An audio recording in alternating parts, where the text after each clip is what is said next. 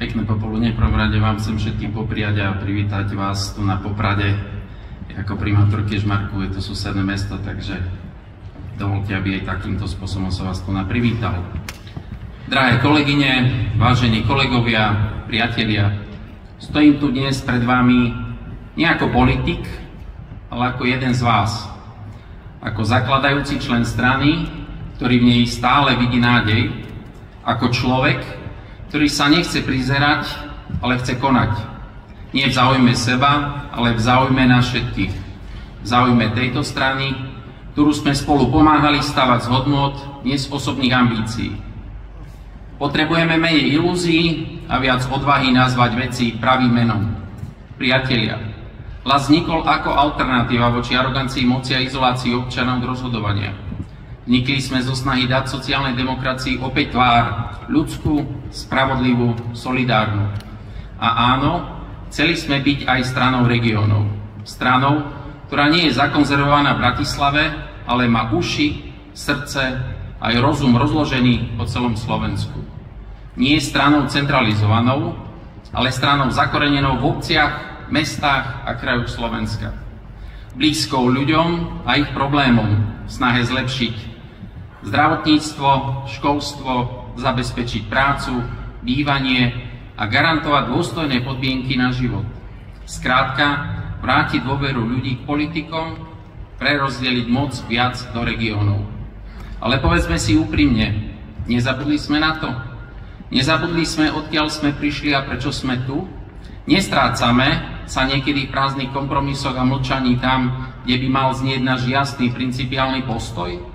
Stále existujúca chudoba, nedostatok dostupného bývania, drahé energie a potraviny dnes mnohých vytláčajú na okraj spoločnosti a prežitia. Chýbajúce zdroje v samospráve, dlhé čakacie lehoty na vyšetrenie v zdravotníctve, zatváranie fabrík, nevysvetliteľné štátne tendre, nezmyselné zahraničné cesty, problémy s čerpaním eurofondov, aj chýbajúca vízia riešenia reálnych problémov podporujú stratu dôvery ľudí v tých, ktorým dôverovali. Chceme sa zmeniť? Ak áno, zmena musí začať znútra. Je čas na sebareflexiu, nie špekulatívnu, taktizujúcu, ale skutočnú. Demokracia sa nezačína vo volebných miestnostiach, začína sa vo vnútri strany. Potrebujeme demokratizáciu hlasu. Nie ako heslo, ale ako čin. Potrebujeme, aby každý člen vedel, že má hlas, ktorý nie je len vypočutý, ale je rešpektovaný. Že rozhodovanie bude spoločným dielom nás všetkých. Aby každý člen vedel, že sa o stranu môže oprieť. Povedzme si to na rovinu. Strana Hlas potrebuje dať viac rozhodovacej právomoci a peňazí pre okresné a regionálne štruktúry. Vy ste predsa základom a dušou strany. Potrebujeme viac zapojiť mládež a vytvoriť im podmienky pre ich stranický rozvoj. Transparentne používať finančné zdroje a investovať ich do budúcnosti strany, do jej členov, štruktúr a regiónov. A čo je najdôležitejšie, slúžme ľuďom. Strana je zodpovednosť, povinnosť, služba.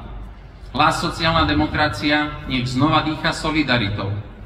Buďme tí, ktorí sa postavia na obranu slabších, ktorí budú stáť na strane pracujúcich, dôchodcov, rodín, mladých a seniorov. Pretože sociálna demokracia nie je len ideológia, je to záväzok. Záväzok pomáhať tým, ktorí nemajú hlas rozhodovať. Nájdime opäť odvahu byť európsky.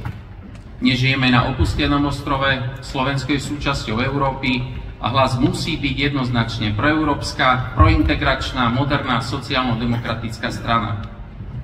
Základom našej politiky majú byť v prvom rade naši susedia a partneri v západnej Európe. Hlas sa má stať súčasťou strany európskych socialistov. Rodiny, ktorá ma zatiaľ ako jediného zo Slovenska prijala za svojho riadneho člena. Teraz je na rade strana Hlas, je čas ukázať našu jedinečnosť. A preto vás dnes s plnou vážnosťou žiadam, konajme. Teraz. Nie v ďalšom volebnom cykle, nie po prieskume, nie keď bude neskoro. Vráťme strane pozíciu, ktorá jej patrí. Nielen v číslach, ale v spoločnosti. V očiach ľudí, ktorí ešte veria, že politika môže mať tvár, že môže mať hodnoty, že môže byť službou. Vráťme sa k hodnotám, pre ktoré sme Hlas zakladali. K ľudskosti, k dôstojnosti, spravodlivosti, k rešpektu. Budujme stranu na základe demokracie a služby občanom. A preto vráťme hlas jeho členom, vráťme hlas regiónom, vráťme hlas Slovensku. A cez to všetko vráťme hlas budúcnosti, európskej, sociálnej a spravodlivej. Vráťme sa k tomu, čo potrebuje dnes Slovensko a jeho občania. Nech naše činy vzbudzujú nádej, že sme tu pre tých, ktorí stoja u nás na prvom mieste, a to sú ľudia. Ďakujem a pekný deň vám prajem.